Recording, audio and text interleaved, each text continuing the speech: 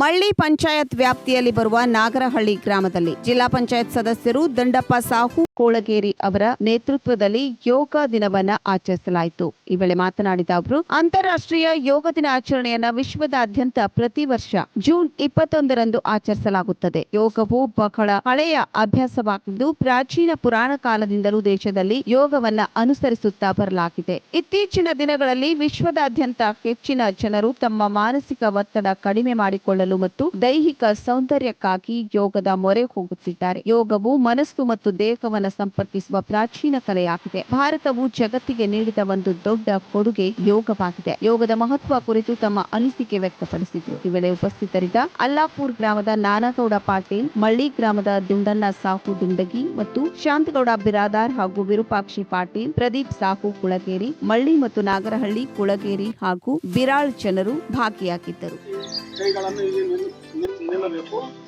ಅವಕಾಶವಾಗಿ ಉಸಿರನ್ನು ಎಳೆದುಕೊಳ್ಳುತ್ತಾ ಕೈಯನ್ನು ದುಡ್ಡು ಸಾಧ್ಯ ಆದಷ್ಟು ಆರು ಒತ್ತಡ ಕೊಡುತ್ತಲ್ಲ ಇಷ್ಟು ಇದು ಮಾಡಬೇಕು. ಎದೆಯ ಭಾಗದಲ್ಲಿ ಕೈಗಳನ್ನು ಹೀಗೆ ಹಿಡಿದುಕೊಂಡು ಸೂರ್ಯ ನಮಸ್ಕಾರ.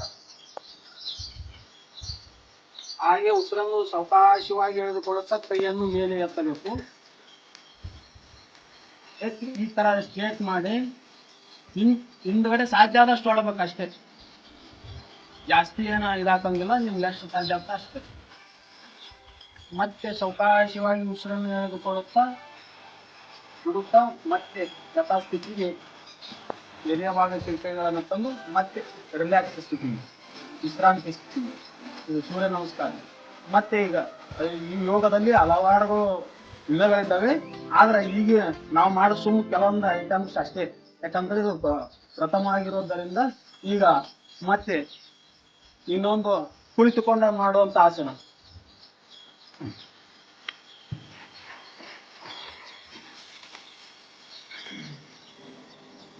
ಸಾಧ್ಯ ಆದರೂ ಕಾಲನ್ನು ಈ ತರ ಹಿಂಗ್ ಹಾಕೋಬೇಕು. ಆದ್ರೆ ವಯಸ್ಸಾದರೂ ಬರ್ಲಾರ್ದಾರ ಹಾಕೋ ಅವಶ್ಯಕತೆ ಇಲ್ಲ. ಅಷ್ಟೇ ಚಕ್ಮುಟ್ ಹಾಕೊಂಡು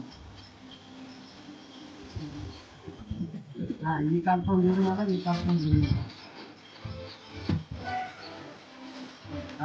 ಯೂಸ್ ಕುಂತು ಸಾಧ್ಯ ಆದಷ್ಟು ಮನುಷ್ಯನಲ್ಲೇ ಓಂ ಅಂತೇಳಿ ಉಸಿರನ್ನು ಬಿಡೋದು, ಉಸಿರನ್ನು ತೆಗೆದುಕೊಳ್ಳೋದು ಮಾಡಬೇಕು.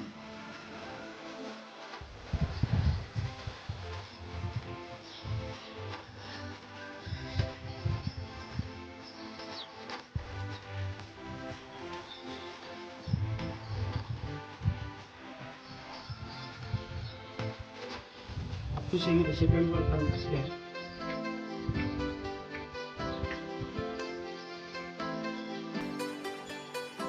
ಅಚಾನಕ್ ಕಾಲು ನೋವಾಗ್ತಿದ್ದೋ ಮತ್ತೆ ತಕೊಂಡು ಇದು ಮಾಡ್ಕೋಬಹುದು.